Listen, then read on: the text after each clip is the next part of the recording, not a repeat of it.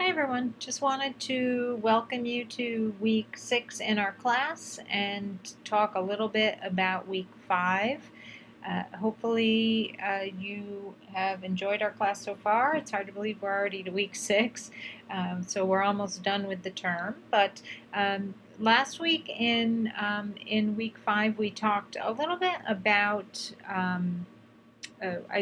we had some info on our PDSA and how things that we learned about it, how we would implement some changes. So we're continuing to build upon the final project. So I'll look forward to looking at those building elements in your final project.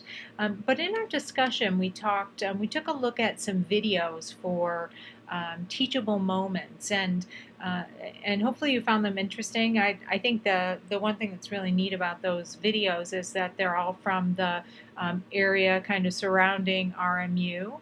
So for those of you that are right here on campus or right in the surrounding area, those facilities are all in this general area. So that's kind of a neat thing. And the one thing that's really important about those videos and what I wanted you to relate to is the triple aim. So the triple aim is really what we want to focus our efforts on in process improvement much of the time. So improving the care of patients. Specifically, I think some folks really got caught up on the notion of care at the bedside, but it doesn't necessarily have to be, directly at the bedside. It could be more kind of generically at the bedside. Can be in the in the physician practice. It can be anywhere. So kind of care and treatment of patients. It is population health overall, so care, the overall health of the population, and also cost, cost effectiveness. So all of those things, that's kind of our triple aim. And so what of those areas in those teachable moments were impactful in those, against those three aims in the triple aim. And a lot of what the Institute for Healthcare Improvement is working toward in their process improvement, quality improvement activities works toward that triple aim as well. So you'll hear a lot more about the triple aim if you are in the Health Service Administration program, because we do a lot of work toward improvements in the triple aim. And the healthcare industry overall is working toward to meet the triple aim as an industry, because it only makes things better for our patients and better for the industry generally. So that's about it for those summary activities, I think. I do have, there were only a few quiz questions overall that were missed. Everyone did really well on the quiz. So I will just go over those quiz questions quickly. So first question, children under 18 comprise approximately what percentage of the homeless population? Obviously our text reading for this week was focused on kind of special populations, some marginalized populations, etc. So children under 18 comprise what percentage of the homeless population? The best answer was 20%.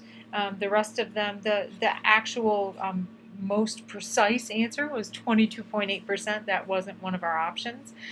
So the answer was 20% to be closest to the correct total. So the answer was B, 20% in that case. The next question, which racial or ethnic group has the highest rate of uninsurance? So our correct answer in that case was D, Hispanic, and the percentage in that case was 30.1%, which was quite a bit higher than any of the other options that were provided. I think the next lowest or the next highest one was in the range of like 17%, which was the African American population. But the highest rate was Hispanic which was 30.1%. Very high rate of uninsurance. Now, this is not the most up-to-date data. That could be a little bit lower now with the health exchanges. Now that more folks that were uninsured have access to insurance through the health exchanges, but at the point that this text was written, which was a couple years ago, that was the rate.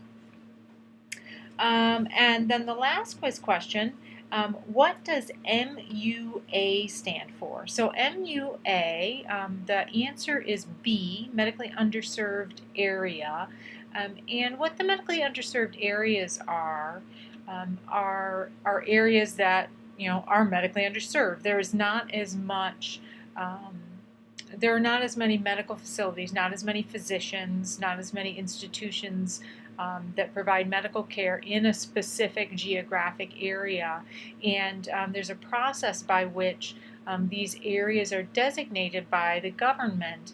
And it's specifically to target development of community health centers and rural health clinics, so that these particular types of centers and clinics get a kind of a special reimbursement, be it through grant funding or be it through their reimbursement from the government, so that they kind of almost get an advantage because of their difficult situation, because they are medically underserved.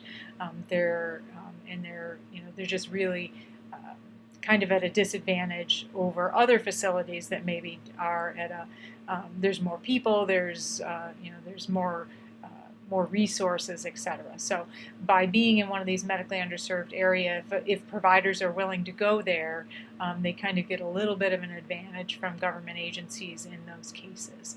So MUA is medically underserved area. So that's the end of the quiz questions for this week. If you have any questions, please let me know.